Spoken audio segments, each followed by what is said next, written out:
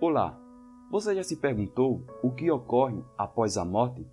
Neste vídeo, nós vamos falar um pouco sobre a morte. Esta é uma doutrina muito conhecida, ou muito discutida e falada em várias igrejas.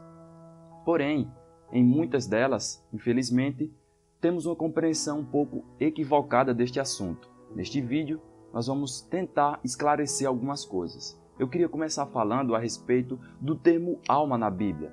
A primeira vez que aparece o termo alma na Bíblia é em Gênesis capítulo 2, versículo 7. E nesse texto, a palavra de Deus diz o seguinte: Então formou o Senhor Deus ao homem do pó da terra, e lhe soprou nas narinas o fôlego de vida, e o homem passou a ser alma vivente. Como nós vimos no texto, o termo alma, ele é empregado para dizer que o ser humano é uma alma e não que ele tem uma alma. A Bíblia diz que então formou o Senhor Deus ao homem do pó da terra e lhe soprou nas narinas o fôlego de vida. E então ele passou a ser uma alma vivente. E o que isso significa? Que o homem, ele não tem uma alma. Ele, na verdade, é uma alma. Se você notar bem direitinho, o que acontece é a junção do pó da terra, que é justamente o barro, onde Deus formou o homem, mais o fôlego de vida, ou espírito, ou hálito. É justamente esse fôlego que nós costumamos respirar, esse fôlego. Então essa é a junção que vai formar justamente o homem. Agora nós precisamos responder uma pergunta. Já vimos que o homem não tem uma alma, ele é uma alma. Mas nós precisamos responder o que ocorre após a morte. Bem, de acordo com a Bíblia, a primeira coisa que ocorre após a morte é justamente o contrário do que ocorre após a vida. Como assim? Eu vou explicar, veja bem. Vamos dizer assim, o homem foi formado, como a gente viu, do pó da terra e Deus soprou o fôlego de vida. A Bíblia fala em Gênesis capítulo 3, versículo 19, onde Deus ali está dando a condenação tanto para Adão quanto para Eva e a serpente. Ele diz ali em Gênesis 3,19 que o homem ele iria voltar para o pó da terra de onde ele saiu. Ou seja, a Bíblia nos mostra que o ser humano ele vai voltar para o pó da terra. Se vocês forem ver mais à frente alguns textos, eu vou deixar alguns textos aqui do lado ou desse lado, eu não sei, mas vou deixar alguns textos que esclarecem mais ainda. Eu vou citar um exemplo, que é, por exemplo, João capítulo 11, onde Jesus ali está indo para ressuscitar Lázaro. Vocês podem ler o capítulo todinho para vocês entenderem o contexto. E ali, Jesus diz para os discípulos que Lázaro está dormindo. Ele vai ressuscitar Lázaro, mas Lázaro está dormindo. E os discípulos dizem o seguinte: Jesus, se ele está dormindo, então está salvo.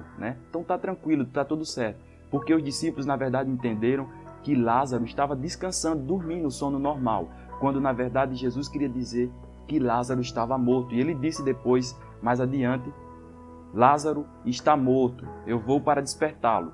Mas o que Jesus quis dizer com Lázaro está dormindo? Bem, Jesus quis dizer que Lázaro está descansando, tanto nesse texto quanto em outros textos, por exemplo. Eu vou citar, como eu disse, eu vou deixar alguns textos aqui do lado e vocês vão ver que a Bíblia, ela compara a morte a um sono. Então, essa é uma coisa que nós devemos destacar. Então, o homem, quando morre, ele não vai para o céu, ele não vai para o inferno. O que, na verdade, acontece é o que a Bíblia diz, o processo inverso. O pó volta ao pó. Então, resumidamente, a Bíblia ensina que o homem está em um sono profundo, onde, na verdade, ele só vai ser ressuscitado ou só vai voltar a viver na volta de Jesus. E para finalizar, para que a gente compreenda, eu queria falar sobre um tema que muitos, ainda com certeza dentro desse tema, muitos interpretam mal. Por exemplo, existem alguns textos que as pessoas pegam para tentar defender a sua doutrina da imortalidade da alma, de que o homem tem uma alma e que ele é uma alma imortal. Quando, na verdade, a gente viu que não é, porque a própria Bíblia ensina que o homem não é imortal. É até interessante que nós vemos que o homem, ele perdeu a sua imortalidade quando ele deixou de seguir a Deus, quando ele pecou, digamos assim, ali com o fruto, do conhecimento do bem e do mal. Muitos, infelizmente, usam alguns exemplos mal interpretados para tentar defender a sua doutrina da imortalidade da alma, que, infelizmente, também não é uma doutrina bíblica. Um desses exemplos é a parábola do rico e Lázaro, que muitos entendem ali como literal, quando na verdade é uma parábola. Todos os detalhes ali nos indicam, obviamente, que ali é uma parábola, ao invés de ser um conto real, ao invés de ser uma história verdadeira. Um dos problemas de se interpretar a parábola do rico e Lázaro como literal é que, por exemplo, a parábola ensina que o céu e o inferno são tão próximos que Lázaro, estando no céu, e o rico no inferno, eles podem se comunicar.